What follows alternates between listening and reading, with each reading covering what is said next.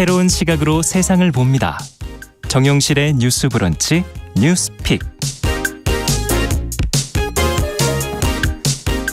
네, 정용실의 뉴스 브런치 항상 청취자 여러분들과 함께하고 있습니다. 오늘도 유튜브, 콩앱 그리고 일라디오로 들어오셔서 들으시면서 의견 보내주시면 반영하도록 하겠습니다. 자, 뉴스픽으로 문을 열어보죠. 전혜연 우석대 개공 교수님 어서 오십시오. 안녕하세요. 전예현입니다. 네, 조으론 변호사님 어서 오십시오. 네, 안녕하세요. 조으론 변호사입니다. 자, 윤석열 대통령이 어제 이제 포퓰리즘이 건강보험 근간을 해친다면서 사실상의 어떻게 보면 문케어 폐기를 선언을 한 것이죠. 자, 구체적으로 어떤 말을 했는지, 또 복지부도 최근에 건보 적용 기준을 강화하기 위한 방안을 발표를 했는데 이 내용까지 해서 같이 좀 정리를 해 주시죠.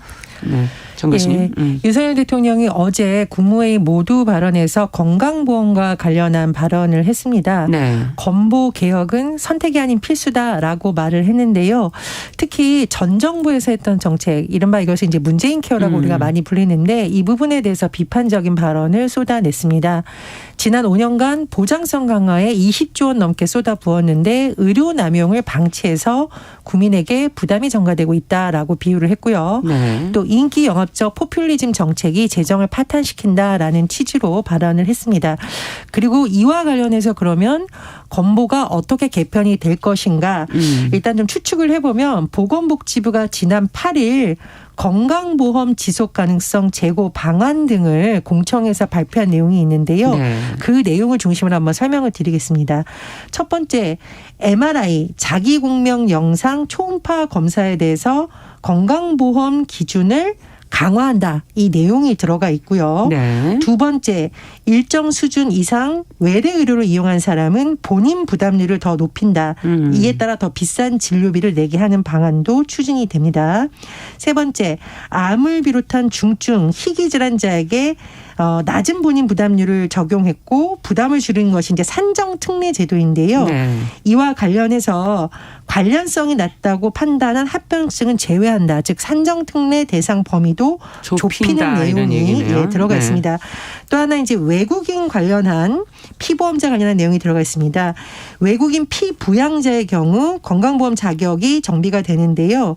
배우자와 미성년 자녀를 제외한 외국인 피부양자 일단 6개월 체류 후에야 건보를 적용하도록 하고요. 네. 다만 이것은 이제 법안이 국회 상임에 계류 중이기 때문에 법안 통과가 필요한 사항입니다. 재외 국민에 대해서는 자격이 강화되는데요. 장기간 해외 체류 중인 국외 영주권자는 국내 입국 시에 즉시 건보가 적용이 됐었지만 앞으로는 국내 입국 후 필수 체류 기간 요건이 있죠. 6개월입니다. 다만 유학생은 즉시 재가입이 가능하고요. 네. 영주권자만 6개월 체류 요건이 적용이 됩니다. 네. 지금 이제 항목이 여러 가지라서 지금 쭉 정리를 해 주셨는데 어쨌든 건보의 보장성 강화를 이제 포퓰리즘으로 이제 규정을 하고 전 정부에서 좀 건보 재정 적자가 좀 사실 고질적인 문제로 계속 뭐 정권을 넘어서서 지금 계속 문제가 되고 있고 이 부분에 대해서도 지금 이제 지적이 나온 것 같습니다.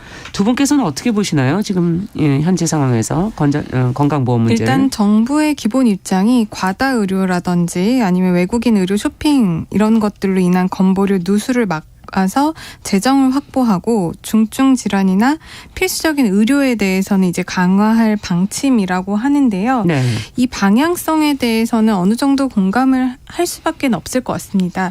최근에 이제 감사원에서도 건강보험 재정관리 실태 보고서를 이제 하나에 제출을 했는데 네. 여기를 보면 이제 2070년에 65살 이상의 인구 비율이 46.4%가 된다고 합니다. 절반이 가까운. 인구의 절반이 이제 고령화가 진행이 된다라고 하는 건데 그렇게 된다면 현재 국가의 전체 의료비가 증가를 하겠죠. 그렇죠. 증가가 되면 이제 건보 재정에 심각하게 부담이 될 수밖에 없습니다.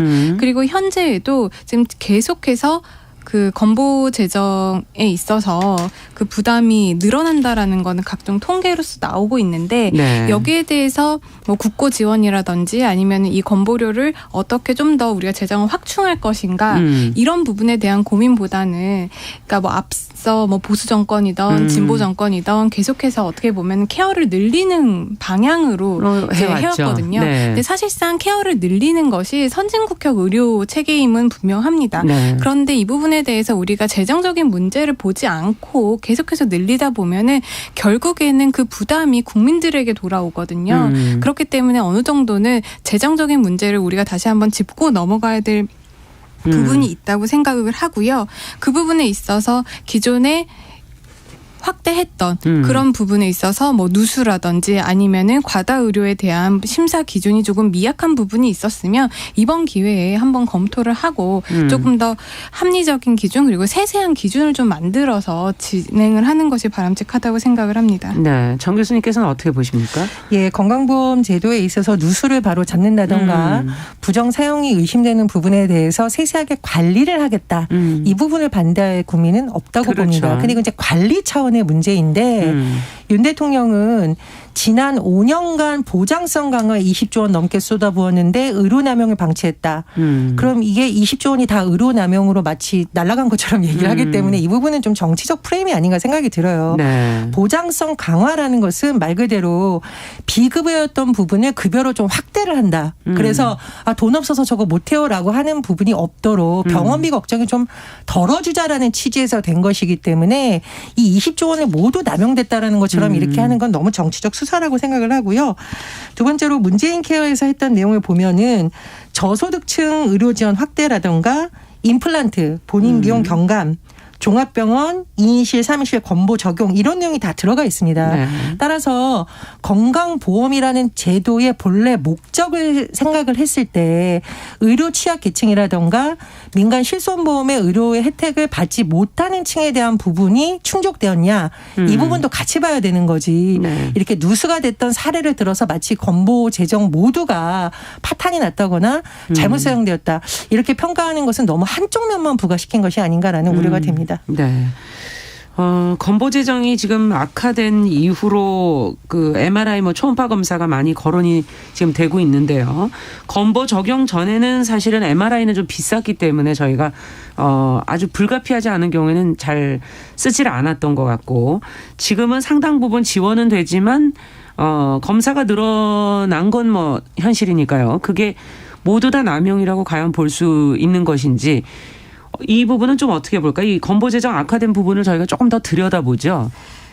특히 문제가 지금 되고 있는 MRI 그리고 초음파 검사 관련해서 네. 2018년도에는 이제 이게 문재인 케어를 이제 적용했던 첫 해였는데요. 네. 이때가 이제 1,891억 원이 들어갔었습니다. 진료비가 초음파랑 MRI 진료비로. 그 부분으로. 그런데 3년이 지나고 나서 이제 2021년에 다시 측정을 해보니까 1조 8,476억 원인 겁니다. 3년 사이에 10배가 이제 진료비가 늘어난 거죠. 그만큼 어떻게 보면은 이전에 MRI나 초음파를 진료하지 않았던 사람들이 이제 건강보험이 적용이 되니까 많이 이제 검사를 했다라는 건데요. 네. 이게 늘어났다고 해서 이거를 줄여야 된다라고 접근을 하는 것. 그러니까 비용적인 측면에서만 접근을 하는 건 좀 바람직하지 않다라고 봅니다. 그러니까 이게 늘어난 거는 맞죠. 그만큼 네. 사람들이 이제 예전부터 검사를 하고 싶었는데 너무 비용이 비싸니까 못한 네. 부분도 있고 이제는 좀 건강보험이 적용이 되니까 검사를 해봐야겠다라고 생각을 해서 늘어난 거가 있을 수는 있다고 봅니다. 그런데 이것을 의학적인 근거라든지 어느 정도 상관관계를 파악하지 않고 이거를 급여를 적용을 하니까 늘었다. 그러니까 줄여야 된다. 이거는 좀 맞지가 않는다는 거죠. 그 부분에 있어서 우리가 이만큼 진료비가 늘어났는데 그만큼 예방적인 효과는 얼마였는지 그리고 실제로 질병을 발견한 건수는 얼마가 되었는지 그렇죠. 효용성이 얼마나 여러 가지를 있는지. 파악을 해보고 이제 접근을 해서 이 부분에 대한 어떤 누수가 있다 아니면 자격 기준을 강화할 필요가 있다라고 한다면 그 부분을 조금 개선을 해야 될 필요성이 있는 것이지 무조건 늘어났으니까 막아야 된다 이런 비용적인 접근은 굉장히 신중해야 된다라는 게 된다라는 생각입니다. 네, 단순 비용 증가만을 따질 것이 아니라 그것이 가져오는 예방 효과라든지 부수적인 다른 효과는 없는지도 검증이 필요하다 지금 그렇게 얘기를 해주셨고요. 정 교수님께서는 어떻게 보십니까? 이게 우리나라 건강보험 제도가 해외에서 굉장히 부러운 제도, 많은 나라에서 주목하고 있는 이유는 쉽게 말해서 병원비 걱정을 그래도 국가가 나서서 좀 덜어준다. 이런 차원에서 우리가 자꾸 봐야 되는 거거든요. 네. 그래서 변호사님이 너무 적절히 잘 짚어주셨다고 생각을 하는데 MRI에 들어가는 비용이 늘었다. 이거는 보장성을 강화해 주니까 국민들이 너도 나도 이용한다. 이렇게만 단순히 해석할 수 있는 문제가 아니라는 거죠. 말 그대로 예전에는 이제 MRI 한번 하려면은 월급의 몇 % 몽땅 날아가니까 좀 아파도 안 해도 되지 않을까라는 사람들이 그래도 이젠 좀 해볼 수 있지 않을까라는 측면도 있을 거라고 보고요. 예. 두 번째 고령화라는 영향도 있을 겁니다. 이런 좀 복합적인 요인을 봐서 정부가 지적을 했어야 조금 더 설득이 있다고 생각을 하는데 다만 누수를 막아야 된다. 이 부분은 반대할 국민이 없다고 제가 누차 말씀드리는 게 감사원이 지난 7월 발표를 보면 MRI에서 1,600억 원, 1,606억 원 규모의 급여 기준 위반이 의심된다. 이 부분이 이제 정부의 관리 차원에서 바로잡을 부분이 있습니다. 네. 제가 생각하기에는 윤석열 급여 대통령이 부분에서의 과잉? 그렇죠. 예. 예. 급여 기준 위반이 되는 거죠. 네. 그러니까 이런 기준을 우리가 지금 세워놨는데 자꾸 위반한다는 많다고 봅니다. 근데 이 위반이 기준 때문인 건지 아니면 관리 감독 실태의 문제인 건지 정확하게 접근해서 파악을 해야지 기준을 자꾸 흔드는 방식으로 하는 것은 조금 문제가 있다. 그래서 방향성 자체를 너무 건들다가는 오히려 건강보험 자체가 갖고 있는 공공적인 목적이라든가 접근성을 건드릴 수 있기 때문에 더 섬세하게 접근을 해야 되는 거지 전 정부 건 다 잘못됐고 현 정부에서 하는 거는 개혁이다.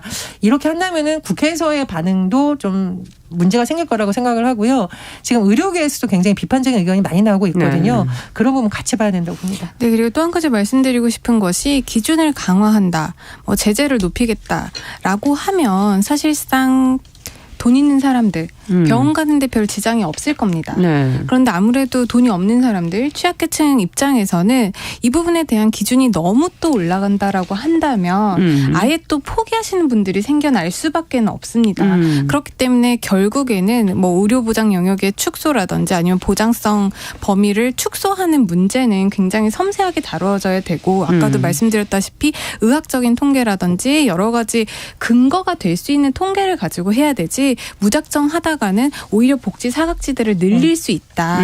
그리고 그 대안으로 적절하게 그런 취약계층을 위한 복지 제도라든지 아니면 1차 의료 체계라든지 아니면은 또 이야기 많이 나오고 있는 주치의 제도라든지 이런 것들을 조금 더 확대하는 방향도 정부에서 제시를 해줘야 국민들이 불안감을 느끼지 않지 않을까 생각이 듭니다. 네, 지금 몇 분께서는 이 건보가 수익 사업이냐 이런 지적도 해주시고 또 몇 분께서는 의사들의 과잉 진료도 문제다 이런 지적을 지금 상반되게 해주시는데 앞서도 정 교수님께서 말씀하신 것처럼 관리의 문제, 누수나 부정 사용이 되는 것에 대한 관리의 문제, 특히 행령이라든지 내부 행정상의 어떤 빈틈 이런 부분도 한 번은 짚어봐야 되지 않을까요? 어떤 문제들이 있다고 보시는지. 맞습니다. 이제 9월에 이제 뉴스에서도 났었는데요. 네. 이제 국민건강보험공단의 소속 직원이 46억이 넘는 금액을 횡령했던 사건이 있었습니다. 안 그래도 적자인데 지금 이렇게 되면 안 그래도 지금 재정이 부족하다라고 하는데 이제 수십억대의 횡령 사건이 일어나니까 사실상 건강보험공단에서 직원들을 내부 통제를 하고 재정이 어떻게 돌아가는지 내부 감시 시스템이 잘 돌아가야 되지 않습니까? 그렇죠. 그런데 그럼에도 불구하고 이런 문제가 발생했다라는 부분이 국민들로 하여금 이거를 우리 국민들에게 부담을 지우고 아니면 국민들이 받고 있던 혜택을 축소하는 게 아니라 내부에서부터 이런 투명하게 감사 시스템이라든지 아니면 점검 시스템이라든지 아니면 또 우리가 문제가 되고 있는 급여가 과잉 지급됐다라거나 그렇죠. 아니면 이것이 의료 쇼핑이다. 이런 부분에 대한 점검을 할 수 있는 체계적인 시스템을 갖추고 그 부분에 대한 감시 체계를 상승하는 것도 먼저 어떻게 선행돼야 되는 거 보면은 아니냐. 재정의 건전성을 네. 유지하기 위한 문제가 아니냐 이런 지적이 나오고 있는 것이죠. 그러네요. 어떻게 보십니까, 정 교수님께서는? 그러니까 저는 그리고 지금 우리나라가 처한 특수 상황, 전 세계가 일고 있는 특수 상황이 코로나19 팬데믹이 몇 년째 그렇죠. 일고 있는 상황인데 이 코로나19가 가져온 또 하나의 현상이 양극화잖아요. 네. 그래서 사각지대에 있는 사람들은 더 어려운 현상이 있는 상황에서 굳이 이 건강보험의 보장성과 관련된 문제를 이렇게 하는 것도 좀 시기적으로는 안 맞는다는 생각이 들어요. 그래서 정부가 오히려 지금 더 좀 관심을 가져야 될 부분은 재정을 알뜰하게 쓰는 것도 물론 중요합니다만 자칫 그렇게 하다가 말씀해 주셨듯이 양극화 상황에서의 사각화를 더 사각지대가 넓어지는 부작용이 있을 수도 있다. 이 부분도 좀 같이 봐야 된다고 생각을 하고요. 네. 결국은 이제 재정 문제와 다 연결이 되는 그것 건데. 때문에 이제 계속 얘기가 되는 거죠. 네. 저는 이게 이제 법인세 문제를 얘기 안 할 수가 없는데 지금 KBS 보도를 보니까 법인세 최고 세율을 내리면 삼성전자를 비롯해서 103곳 정도가 혜택을 받는다고 해요. 네. 정부 여당의 주장에 따르면 6조 원의 감세 효과가 나온다고 합니다.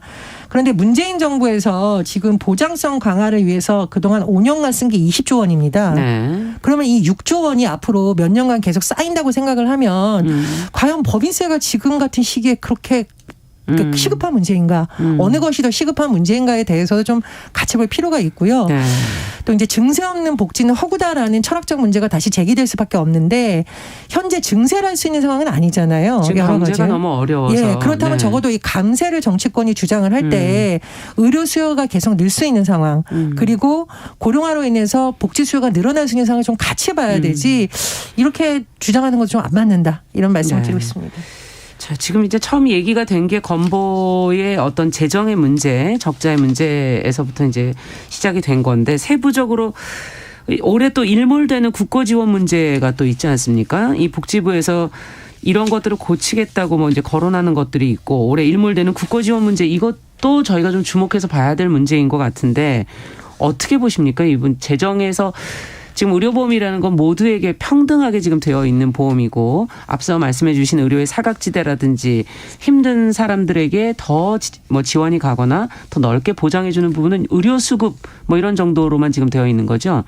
어떻게 해야 될까요? 이 재정의 문제는 정말. 지금 이 재정의 문제로 가장 또 대두되고 있는 문제가 올해 이제 일몰되는 국고 지원 문제입니다. 예. 이제 우리가 국민건강보험료를 내잖아요. 네. 근데 이 보험료 내는 걸로 이 국민건강보험이 다 커버가 되는 안 것이 되죠. 아니고요. 네. 그렇기 때문에 이제 국가에서도 어느 정도 지원을 하도록 법이 되어 있습니다. 국민건강보험법 그리고 국민건강증진법 그리고 일반 회계 및 국민건강증진기금 이런 것들을 보면 근거 규정이 있어서 국고에서 어느 정도 건강보험공단에 재정을 지원을 하도록 되어 있는데 이게 올해 이제 또 이제 이 규정의 일몰이 되는 유효기간이 거죠. 끝나게 되는 것이죠. 예. 그러면 이제 당장 내년부터는 이제 국고 지원 없이 의료보험 국민들이 내는 걸로만 이제 재정이 이루어져야 되는데 안 그래도 의료보험료 많이 들고 있잖아요. 그쵸. 지금. 네. 그렇게 된다면 이게 현실적으로 국민들의 실질적인 건강 생활을 위한 보험이 다 현실화가 되지 못하고 여러 가지 커버가 되지 않는 부분 그리고 재정적인 부족 부분이 일어날 수 있다라는 문제가 있기 때문에 네. 계속해서 이거를 유지를 해야 된다라는 부분에 대한 입법 노력이 있습니다. 그런데 아직 이 부분에 대해서 지금 올해까지 규정이 유지가 되는데 아직 그런 법안 소위가 통과가 되지 못한 상황이어서 이 부분에 대해서도 빨리 입법부에서 해결을 해주셨으면 하는 문제가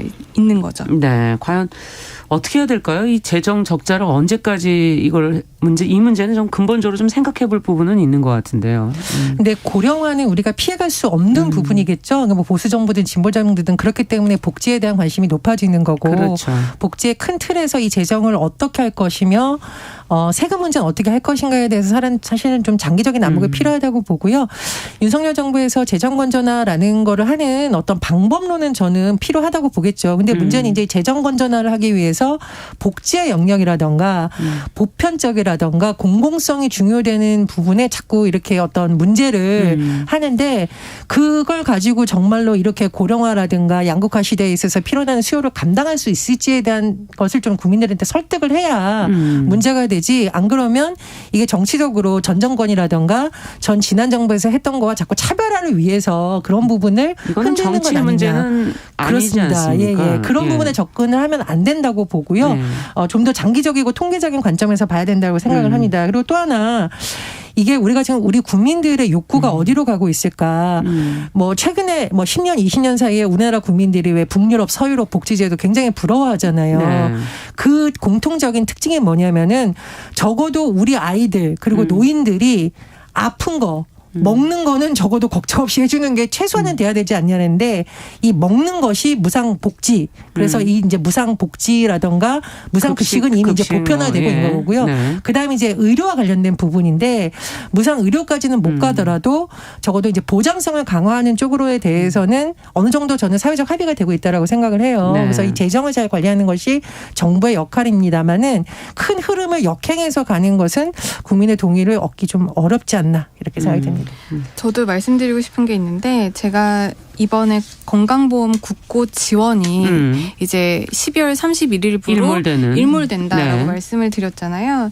이게 일몰이 돼서 국고 지원이 중단이 되면 그 부족한 재원을 충당을 하기 위해서 건강보험료 인상이 불가피합니다. 네. 근데 이 문제 일몰 조항이 뭐 작년에 생겼고 뭐 5년 전에 생긴 문제가 아니에요. 굉장히 한 20년 전에 이 조항이 계속 뭐 15년만 유지하고 이건 지원을 하지 않겠다라고 하다가 또 5년 연장해서 5년 후에 5년까지만 연장을 하고 그 이후에는 국고 지원 안 하겠다라는 식으로 법이 이렇게 개정이 되었었던 거거든요. 어떻게 보면 자기 때에서는 안 하고 계속 뒤로 미룬 거겠죠. 그렇습니다. 네. 어떻게 보면은 전 정부라든지 전 입법부 국회에서 이 부분에 대해서 일단 계속 한시적으로 연장만 하고 근본적인 재정 문제를 건드리지 않아서 계속 그렇죠. 우리가 이런 논의를 하고 있는 거거든요. 그렇기 때문에 이번에 법을 또 한시적으로 연장을 할 수밖에 없을 겁니다. 아직 통과가 되지는 않았지만.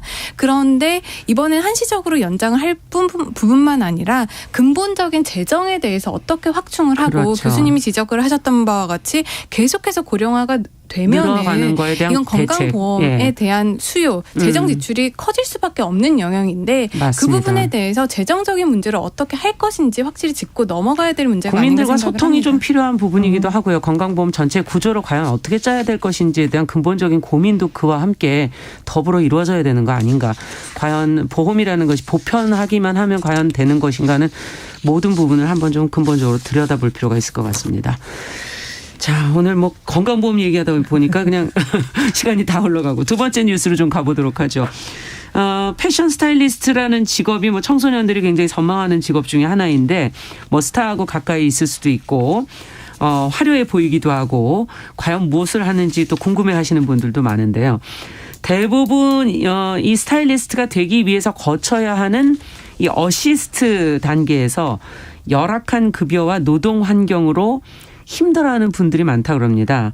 과연 어떤 것이 그 안에서 들여다봤을 때 문제인지 노동 환경은 어떤지 그들에게 노동법에 혹시 위반 요소 같은 것은 없는지 짧게 좀 먼저 얘기해 주시고 저희가 들여다보도록 하죠. 네, 스타 연예인들의 의상을 챙겨주는 패션 스타일리스트, 이분들을 또 서포트해주는 어시스트들이 있는데요. 이 어시스트들이 하루에 12시간 이상 일을 하면서도 월 평균 한 150만 원 정도 밖에 받지 못하는 것으로 파악이 됐고요. 정식 근로계약서 이런 것도 작성하지 않아서 법적 보호의 사각지대에 놓여 있습니다. 그리고 그것도 모자라서 도시 노동자의 평균 생활비보다도 적게 버는 어떻게 보면 적자 노동을 그렇군요. 하고 있다고 언론에서는 보도가 되고 있는 상황입니다. 네, 자 11시 30분부터 일부 지역에서 해당 지역 방송 보내드리고 저희가 관련 내용 패션 어시스트들의 노동 환경 조금 더 들여다보면서 이야기 이어가겠습니다. 뉴스픽 이어갑니다.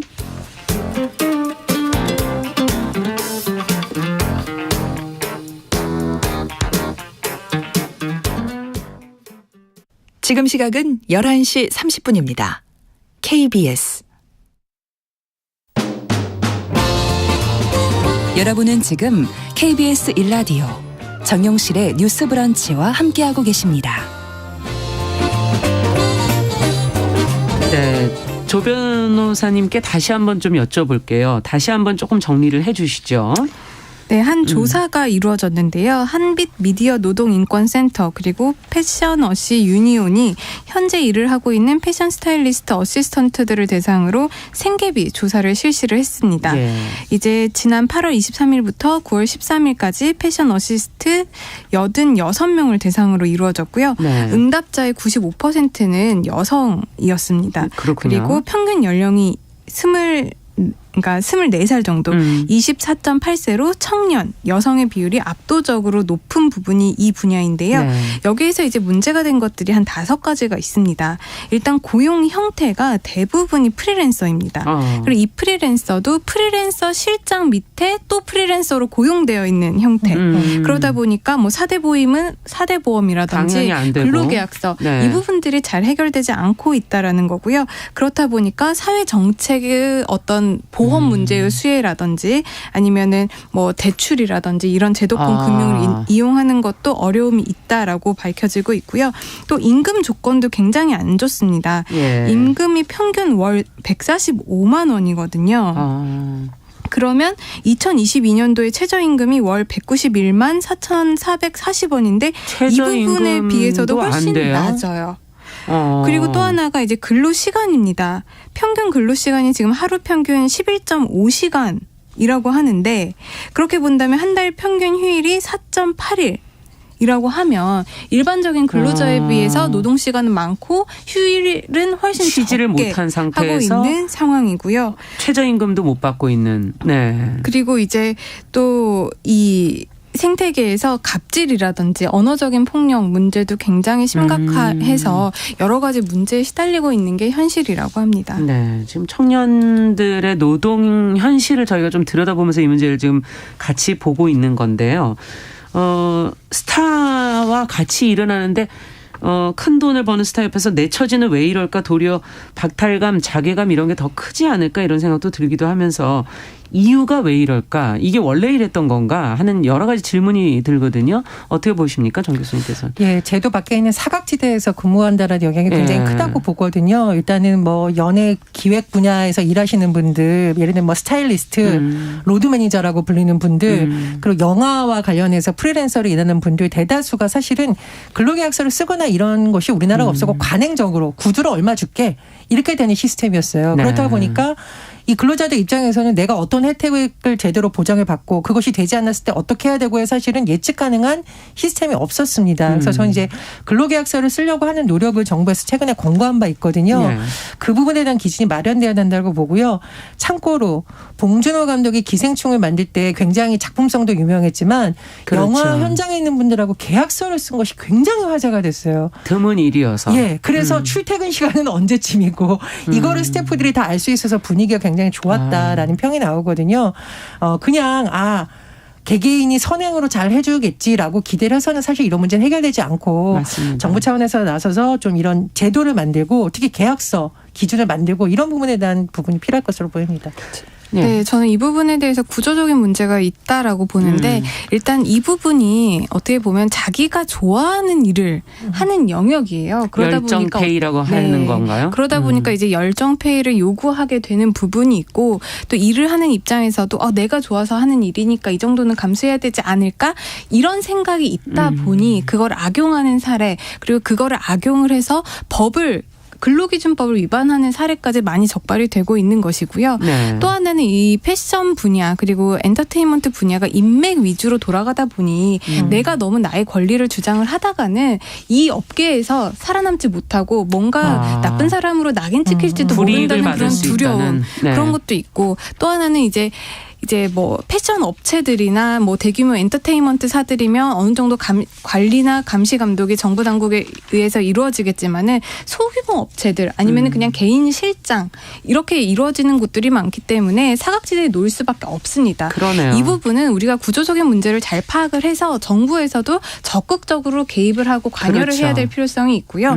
이제 많은 사회적인 인식도 바뀌어야 할 거라고 생각을 합니다. 네, 아까 고용 형태도 불안정한 데다가 이제 그런 어떤 언어 폭력이라든지 자존감을 무너뜨릴 수 있는 그런 심리적인 타격도 받을 수 있는 위치이기 때문에 더 들여다봐야 될 것 같고 끝으로 어떤 노력이 좀 필요할지 두 분께서 말씀을 좀 정리해 주시죠. 예, 토론회 관련해서 나왔던 대안 중에 하나가 EU에서 할 수 있는 것처럼 지침을 만들어서 그게 정부도 공유하고 사업체도 이렇게 협의를 해서 만들고 그렇다 보니 근로자도 그 내용을 사전에 알 수 있는 그런 지침을 만들었다라고 합니다. 그래서 지금 우리나라에서 각종 새로운 직업이라든가 프리랜서로 일하시는 분들이 많잖아요. 예. 그런 부분에 대한 최소한의 어떤 사회적 가이드라인이 만들어준다면 좋지 않을까 생각이 듭니다.